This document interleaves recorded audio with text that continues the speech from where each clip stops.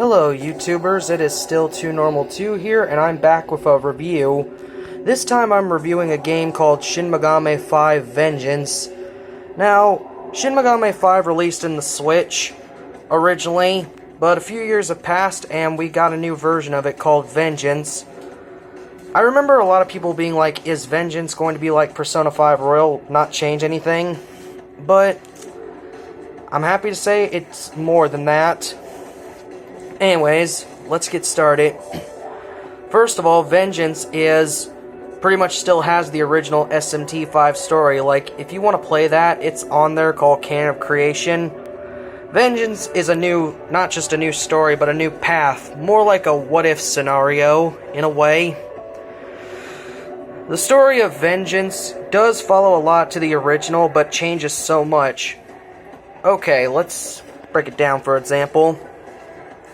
For starters, Vengeance is on all systems. It ain't just locked to the Switch anymore. PS5, Xbox, PC. I'm playing it on my PS5 now, but Vengeance's story is pretty much the same as the original, but the story, like, I won't be getting in super depth to the story, but it is better. One of the biggest problems with the original SMT5 is the story kind of sucked, which it did improve, and the characters just were not memorable. Like, I remember Agami, myself, and Amazaka. That's pretty much it. But the new character Yoko and all the other characters got a much needed glow up. In fact, here's Yoko and Tao right here. So, for example, a character named Yusu Asata, which is an honor student. In the original, he just wanted to protect his sister and serve his country. It seemed like they went with the more serve your country soldier vibe and put his sister as an afterthought. Here, it's much more opposite. Like, we see him get mad. We see him punch somebody else for failing to protect her. We see him literally go berserk to the point where he fights us at one point. Like, this is character development right here. Anyways, Yoko is a new character. Along with the main story, we're also dealing with a new threat called the Kadishu. I won't spoil their involvement in the game, but I will say this. Their connection to Yoko in this new story is perfect. The Kadishu are pretty much a great addition to the game. They changed up so much, but anyways, aside from the Kadishu, the fights pretty much are the same, a bit more revamped with fusion skills now. For fusion skills, you need to have, here's how it works, you need to have one demon in your party, and the other two or more could be in your party, or as long as they're in your character's stock, or that you're carrying on you.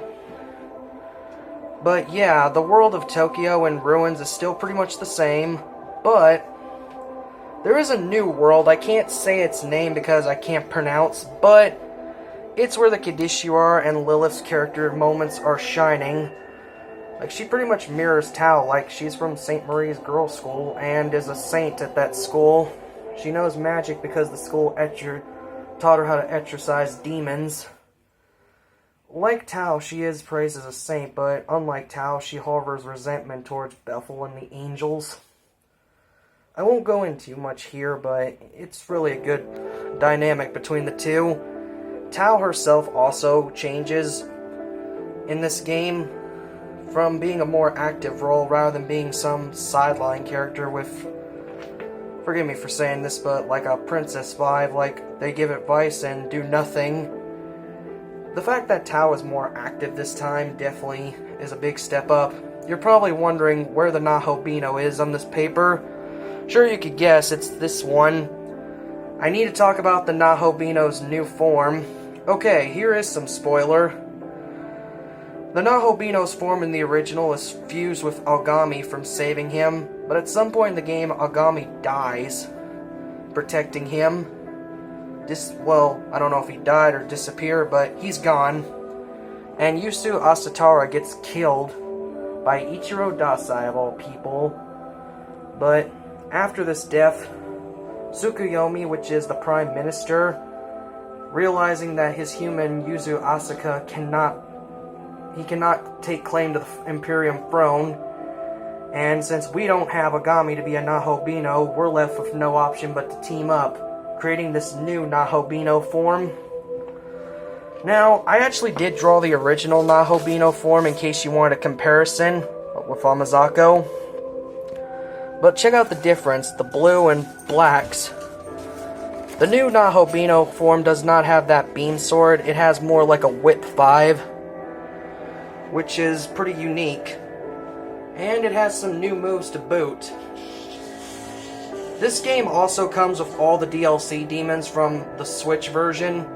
The only new DLC they added was Dogda and Konohana Sakya.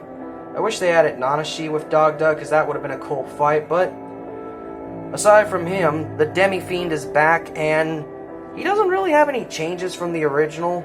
I do know you can finally recruit him when you beat him, though, so that's a plus.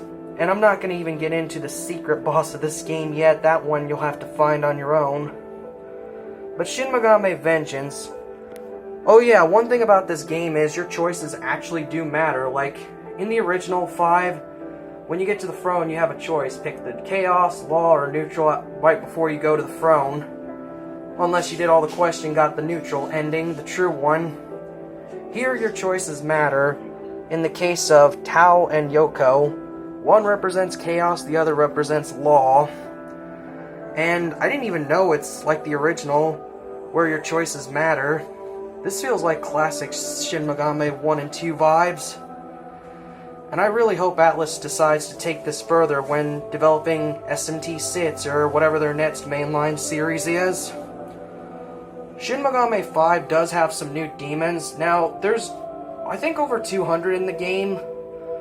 A lot of these demons aren't new, they're actually demons from Shin Megami 4, just given the 3D treatment now. But there are some new ones sprinkled in there to make it variety. So Shin Megami 5 is not just a Persona 5 Royal story mode, it's more of it's more of its own identity. I feel like this is the best version of Shin Megami 5.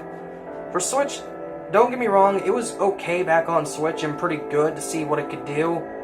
But now that it's on multiple systems, it has a chance to truly shine, truly flourish. If you haven't played Shin Megami Vengeance, I recommend playing it now because honestly, this game is worth it. Anyways, and if you just want to experience the canon of creation, that's an option too. Anyways, I recommend you try them out. You won't be disappointed. Still Too Normal signing off.